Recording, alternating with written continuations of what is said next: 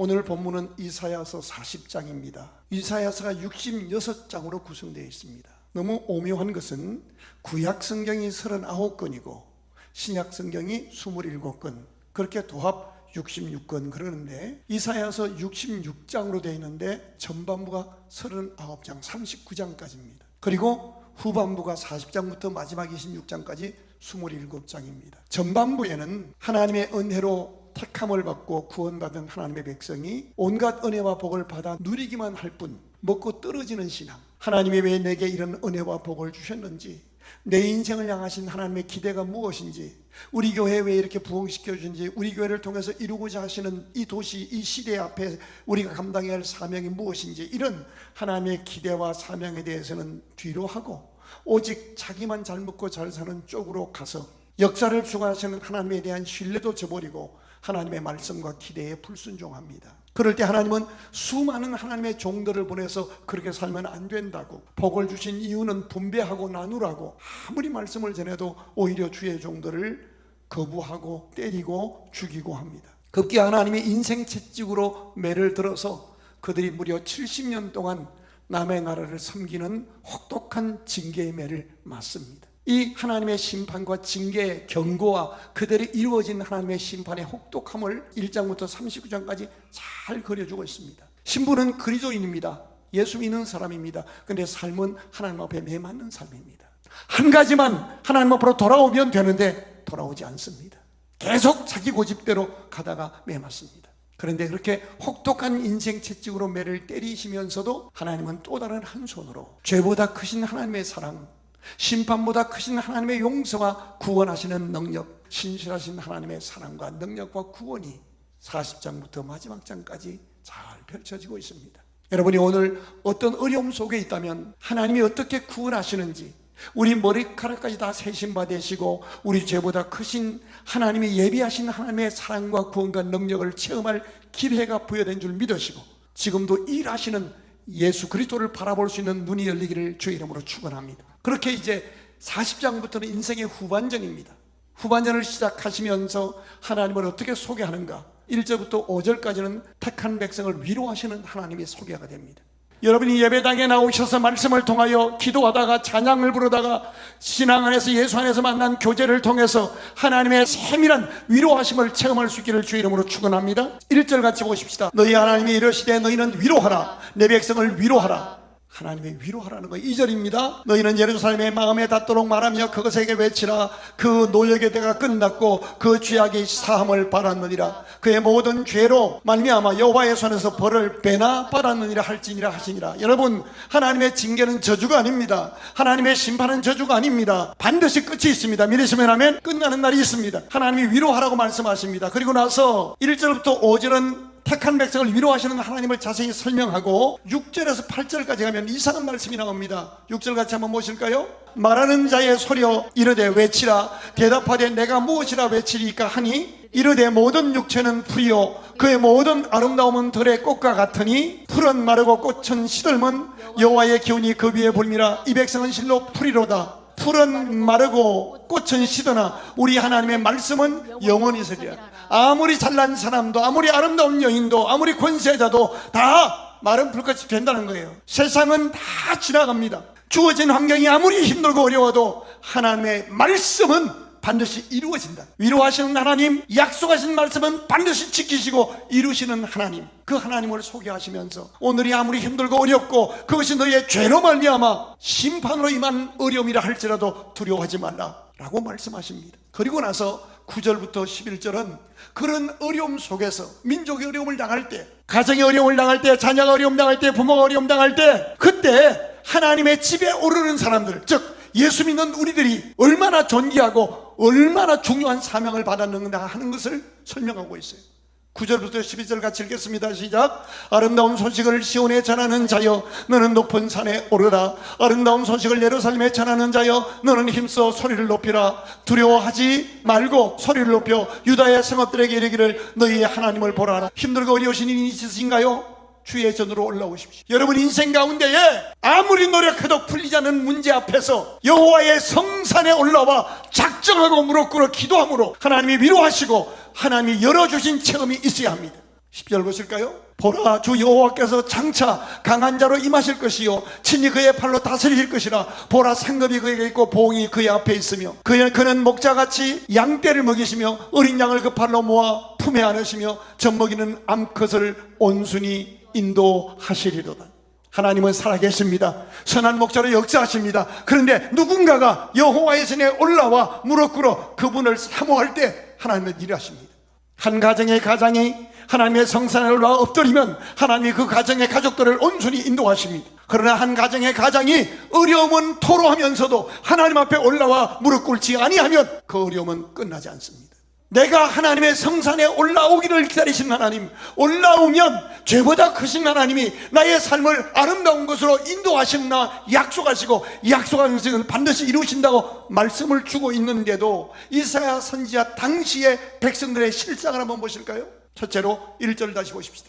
너희 하나님이 이르시되 너희는 위로하라. 그 당시 성도들은요, 예수 믿는 사람들이에요. 권사장로 집사예요. 예배당에 나와요. 예배드려요. 그런데 하나님의 위로를 구하지도 받지도 못했어요. 성경을 읽어가 보세요. 하나님은 모든 위로의 하나님이시라고 곳곳에서 말씀해 주고 있습니다. 세상의 위로는 잠깐입니다. 그러나 하나님의 위로는 부끄러울 것이 없는 구원에 이르게 하십니다. 믿으시면 하면, 어떻게 다르게 표현하면 예배당은 하나님의 위로를 경험하는 현장입니다. 설교를 듣다가 말씀 공부하다가 말씀을 통해서 위로받기도 합니다. 기도드리다가 찬양드리다가 앞길이 막막할 때 하나님 앞에 기도도 안 돼요. 정말 어려운 일 당해봐요. 기도 안 나옵니다.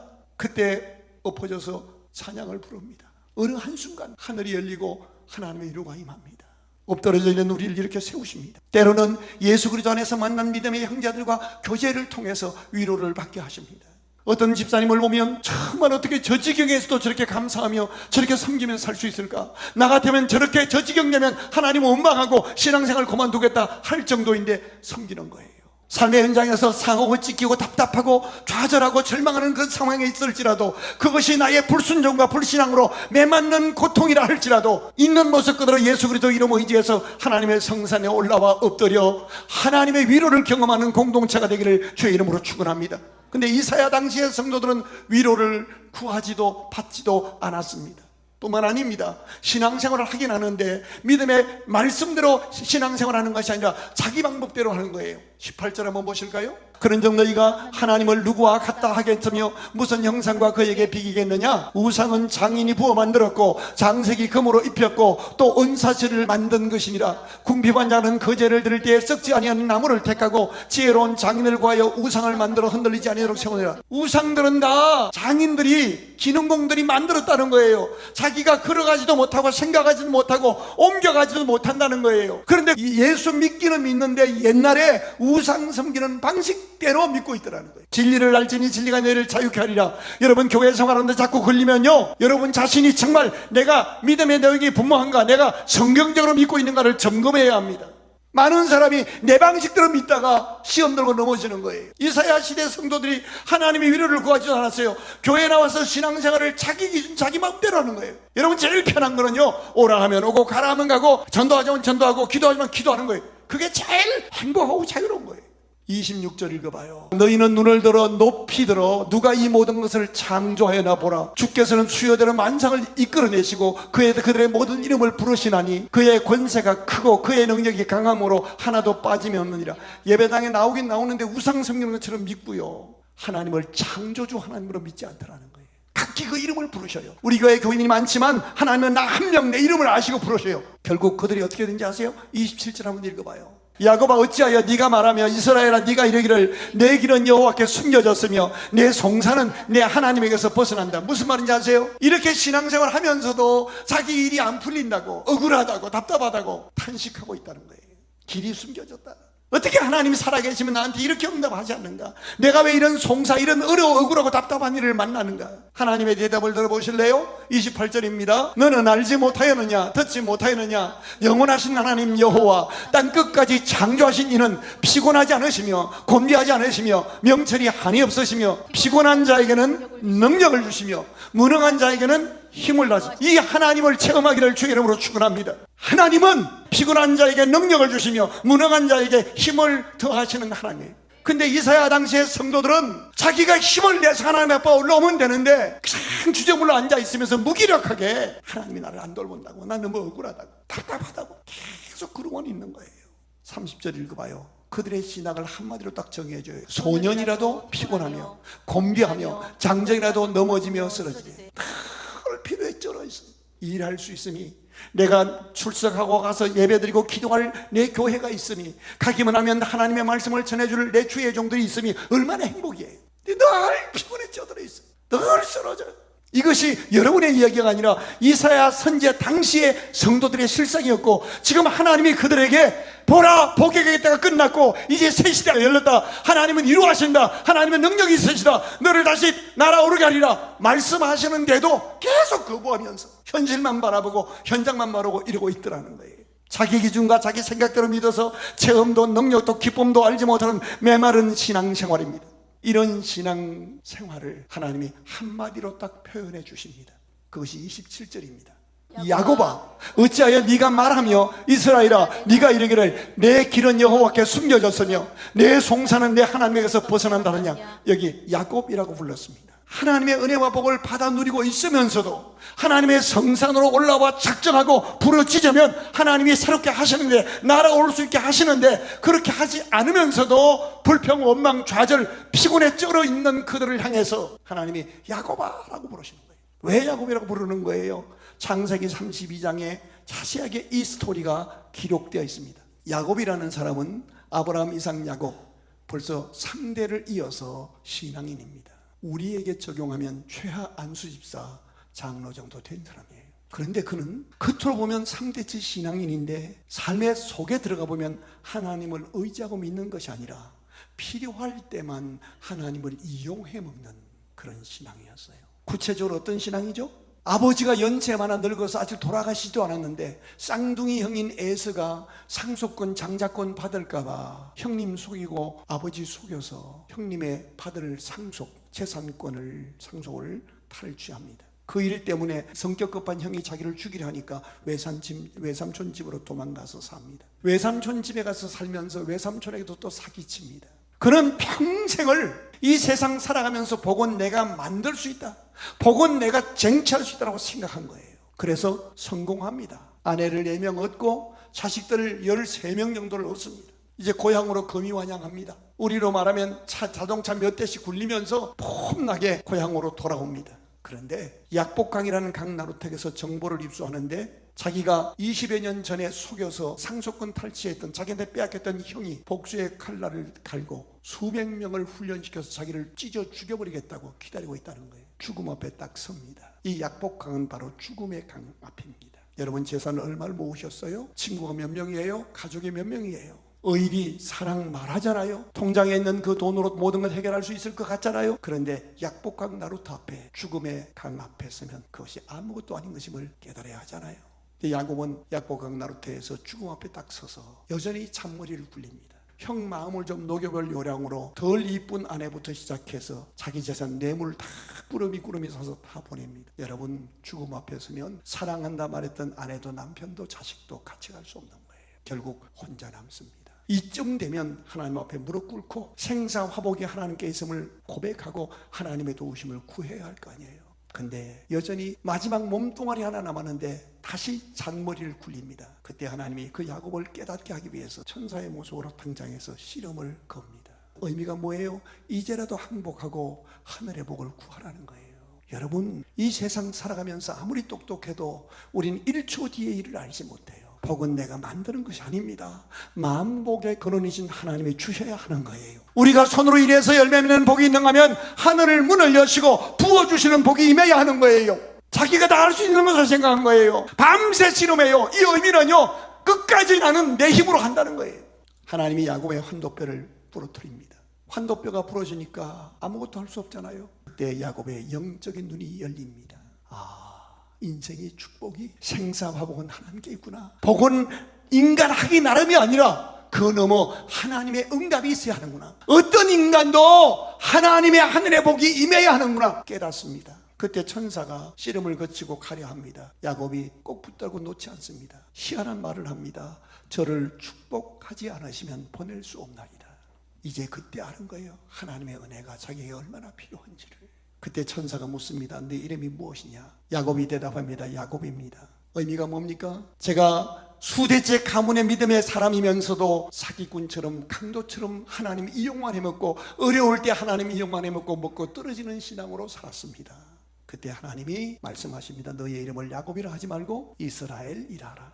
이는 네가 하나님과 겨루어 이겼다. 인간이 어떻게 하나님을 이겨요? 하나님의 은혜 없이는 살 수 없습니다 라는 심령 가난한 고백을 한 상태를 말하는 거예요. 저와 여러분은 하나님의 은혜 없이는 살 수 없는 존재임을, 우리의 연약함을, 하나님은 우리 죄보다 크신 사랑의 하나님이요 나의 체질을 따라 가장 좋은 것으로 예배하시고 인도하시는 하나님 것을 믿습니다라는 고백이 이스라엘이라는 고백입니다. 이 아침에 우리에게 필요한 것은 하나님의 은혜, 하나님의 긍휼, 하나님의 간섭하심입니다. 문제는 시간입니다. 야곱처럼 환도뼈가 부러진 다음에 하나님을 믿고 그분의 은혜를 구하시겠습니까? 아니면 오늘 만난 이 어려움, 이 상황, 이 사건, 이 인간 앞에서 그것에 밀리지 않고 그것 때문에 오늘 본문에 나타난 백성들처럼 원망불평하지 아니하고 야곱처럼 하나님의 은혜를 사모하며 엎드려서 하나님이 새롭게 해주신 은혜를 받으시겠습니까? 오늘 본문 31절을 같이 보십시다. 하나님이 어떻게 약속하는지. 오직 여호와를 앙망하는 자는 새 힘을 얻으리니 독수리가 날개치며 올라가는 것 같을 것이요 다른 박질라도 곤배치 아니하고 걸어가도 피곤하지 아니하리로다. 여러분 이왕교회에 나오셨으면 하나님을 앙망하십시오. 그래서 독수리가 날개치며 올라가는 같이 새 힘을 얻어서 날아오르게 하여 주옵소서. 이 이사야서 31장 그대로 계속 읽어가서 보면 이렇게 날아오르면 골짜기에서도 분지에서도 꿀을 빨고 어디에서도 넉넉한 삶을 살게 하신다고 하나님이 약속합니다. 하나님을 앙망하시되 우리가 해야 할 것이 있습니다. 오늘 여기서 풀어야 합니다.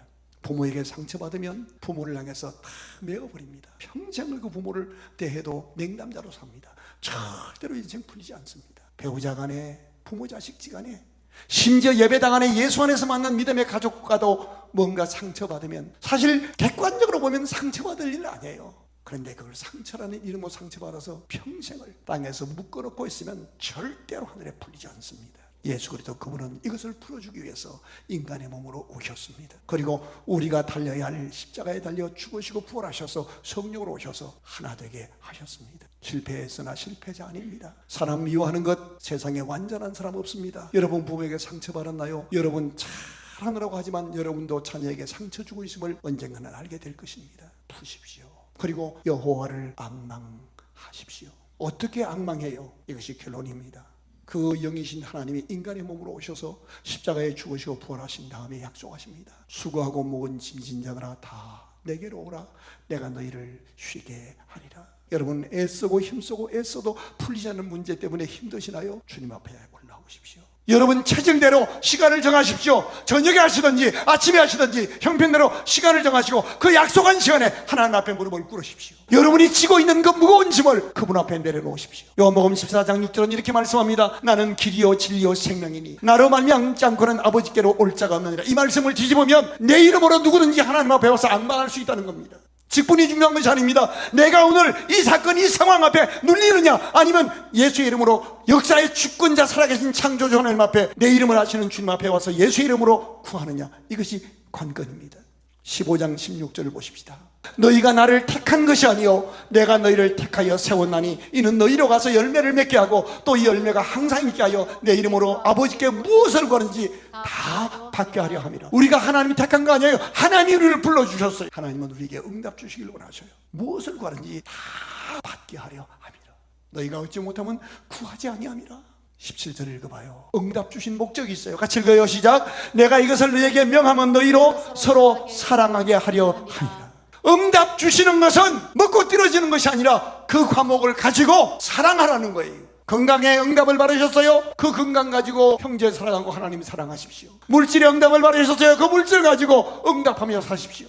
사랑하며 사십시오. 자, 그리고 한 번 더 당부하십니다. 요한복음 16장 24절입니다. 지금까지는 너희가 내 이름으로 아무것도 구하지 아니하였으나 구하라 그리하면 받으리니 너희 기쁨이 충만하리라. 그리고 한 절을 더 당부합니다. 33절입니다. 이것을 너희에게 이르는 것은 너희로 내 안에서 평안을 누리게 하려 함이라. 세상에서 너희가 환난을 당하나 담대하라. 내가 세상을 이겨노라. 기도해도 환난 당해요. 하지만 담대하셔야 해요. 끝까지 담대해야 해요. 그러면서 오늘 본문은 이렇게 구체적으로 약속합니다. 31절로 다시 넘어오십시다. 오직 여호와를 앙망하는 자는 새 힘을 얻으리니 독수리가 날개치며 올라감 같을 것이요 다른 박질라도 곤배하지 않았고 걸어가도 피곤치 아니하리로다. 말씀을 줄입니다. 주여, 독수리 날개치며 올라감 같이 내 인생이 여기서 하나님을 앙망하여 하나님이 공급하시는 새 힘을 받아 날아오르게 하옵소서. 활짝 날아오르게 하옵소서. 근데 중요한 것이 있습니다. 우리는 자꾸 과정 없는 결과 대박만을 치려고 합니다. 아닙니다. 독수리가 날아오르는 데는 과정이 있습니다. 여러분이 하나님 앞에 앙망하고 나와서 기도하기 시작하면 하나님이 반드시 새 힘 주시고 날아오르게 하시는데 과정에 단계가 있어요. 이건 놓치면 안 됩니다. 신명기 31장을 가십시다. 마치 독수리가 자기의 보금자리를 어지럽게 하며 자기의 새끼 위에 너풀거리며 그의 날개를 펴서 새끼를 받으며 그의 날개 위에 그것을 얹는 네 단계가 나와요. 먼저 보금자리를 어지럽게 하셔요. 독수리가 새끼를 낳았어요. 청길 낭떠러지에다가 딱 새끼를 넣고 그 새끼가 있는데 밑을 다 헐어버려요. 새끼가 안 떨어져 죽으려고 붙들어요. 그러면서 새끼들이 이렇게 말할 거예요. 이 엄마가 우리 친엄마 맞냐? 그렇게 막 어지러울 때 잡는 발톱 힘이 생기는 거예요. 그래서 훗날 그가 날아올라 자기보다 몇백 배 큰 짐승을 움켜쥐고 날아오를 수 있는 거예요. 하나님을 움켜잡는 힘, 보금자리를 어지럽게 해요. 삶의 주거가 불안정해져요. 그 다음에 새끼 위에 너풀거려요. 하나님이 좀 사랑이시면서 좀 먹고 살기 편하게 하면 될 텐데 한순간도 편안하게 안 둬요. 막 어지럽게 해서 균형 잡는 거를 배우게 하는 거예요. 그 다음에 어느 정도 지나니까 날개에 업어서 올라가서 갑자기 뒤집어서 떨어뜨리는 거예요. 그래 밑에 떨어져 죽기 직전에 날아와서 또 받아요. 계속 날개를 업어서 올려요. 그러다가 어느 날 떨어뜨렸는데 자기가 엄마처럼 같이 날아오르는 거예요. 여러분 가운데 어떤 분은 지금 보금자리가 어지러운 사치는 어려움 속에 있을 수 있어요. 어떤 사람은 날개 위에 너풀거려서 직장이 흔들흔들할 수 있어요. 사업이 흔들흔들할 수 있어요. 어떤 사람은 추락하고 있어요. 내가 이러다가 내 사업, 내 가정 다 망가지는 거 아닌가? 내 건강 무너지는 거 아닌가? 그럴 수 있어요. 그런데 하나님이 그것을 날개에 받아서 업어 날아오르게 해요. 그 다음 절 볼래요? 12절 좀 띄워주세요. 여호와께서 홀로 그를 인도하셨고 그와 함께 한 다른 신이 없었도다. 13절입니다. 여호와께서 그가 땅의 높은 곳을 타고 다니게 하시며 밭에 소산을 먹게 하시며 반석에서도 뭐를? 꿀을 굳은 반석에서 기름을 빨게 하시다. 저를 주목하세요. 날아오르게 하셨어요. 독수리가 창공을 차고 날아오르는 그 멋진 모습은 하루아침에 이루어진 거 아니에요. 오늘 여러분이 형편이 어떠하든 하나님을 앙망하는 자에게 새 힘 주십니다. 날아오르게 하십니다. 핵심 키워드는 이것입니다. 하나님, 내 인생이 하나님을 앙망함으로 날아오르게 하옵소서. 내가 날아올라 내 가문을 날아오르게 하고 교회를 날아오르게 하고 다음 세대를 날아오르게 하는 하나님의 사람 되게 해 주옵소서. 이 결단, 이 다짐, 이 도전이 우리 모두의 도전이 되기를 주의 이름으로 축원합니다.